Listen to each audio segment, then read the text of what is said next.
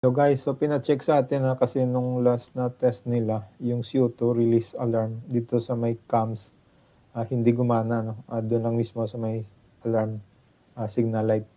So chinek natin yung module kung saan ba ito nakakabit para mahanap natin yung input niya at para matrace natin kung saan nanggagaling yung signal para mag-activate. So yung pag-test pala nila, binuksan lang yung release cabinet at saka na malarma yung CO2 alarm pero wala sa may cams. Kaya mas minabuti natin na i-check mismo sa drawing kung ano ba yung sistema niya. So ito yung digital input module natin 03C1M1103. So yung engine room CO2 release. At ito naman yung bali open contact alarm siya So ibig sabihin pag normal operation dapat naka-close ito. So digital input open contact alarm. So once na mag-open yung contact, activate yung alarm. So chinek natin yung sa drawing niya. Pumunta na tayo sa may source mismo So chinek natin yung control and alarm monitoring system para sa cams ng 3. So dahil nasa 3 kasi ito na group. Kung makikita nyo 003 So nag-check din tayo sa cams na number 3 PFD. So nandito siya bali W4001. So ito yung W4001 tapos yung 02 4101. So ito siya, nandito siya connected. Ang yung signal galing mismo sa may CO2 alarm relay box. So punta natin yung alarm relay box. So ito yung alarm relay box niya So ito yung wiring diagram ng CO2 alarm relay box. So hahanapin natin yung signal na. Actually binilugan ko na ito guys dahil na-check ko na rin ito So ito yung makikita natin yung wiring diagram niya. So ito yung para sa control sa cams. So ito yung pupunta doon sa may alarm system natin So dahil nga open contact alarm yun So makikita natin dito na normally close siya. So in alarm the contact is open. So yung relay na mag-activate ng CO2 release signal sa cam control and alarm monitoring system ay yung RY35 RY47 in case naman sa cargo hold. So i-check natin kung paano ba ano ba yung mga condition bago ma-activate to yung RY35. So meron din naman tayo kasi sa signal column pero separate naman siya na relay ito naman ay normally open. So once mag-activate ito alarma yung alarm signal natin yung CO2 alarm na katulad nito. So ito yung RY35 natin tsaka yung RY47.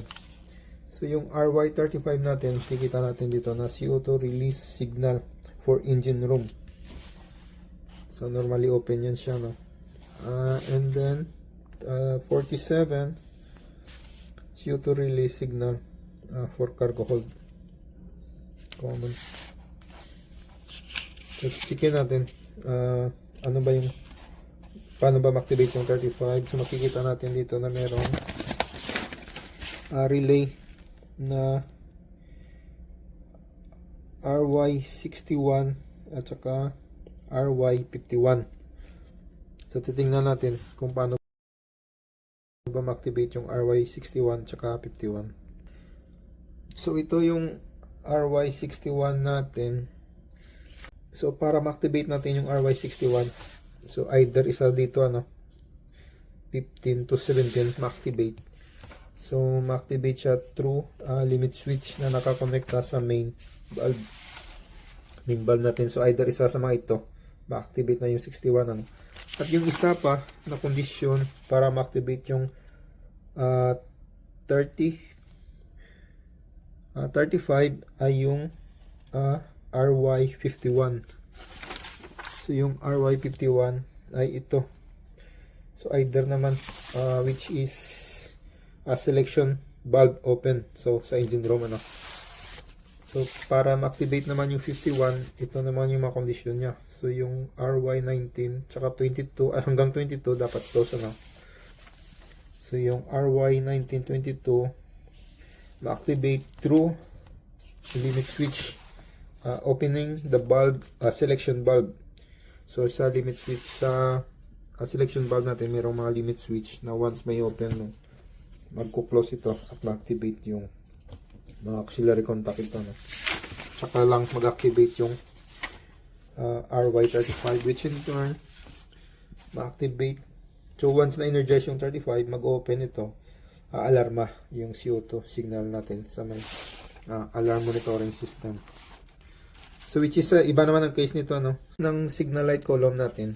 So para ma-activate yung CO2 alarm sa may signal light column. So meron din siyang connection sa RY51 ano. Which is in turn naman ito normally open naman siya. So same din ang condition. So once mag-activate yung RY35, alarma din yung CO2 alarm signal natin. So sa signal naman kasi meron pang isang condition dito na RY10. So yung RY10, once na mag-activate lang yung RY10 natin, ito siya no. So para ma-activate yung RY10 natin, so ito kailangan buksan yung control cabinet. So either mabuksan yung control cabinet, alarma lang siya sa signal light column ano, pero wala dun sa may alarm monitoring system.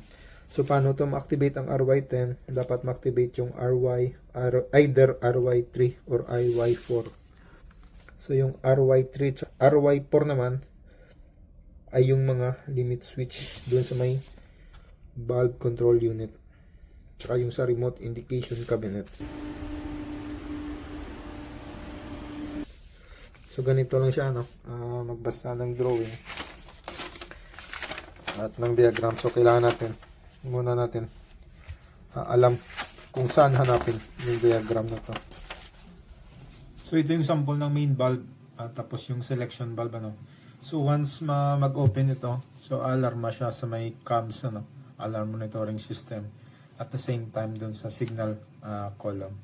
So meron siyang limit switch na nakaposition doon mismo sa may valve.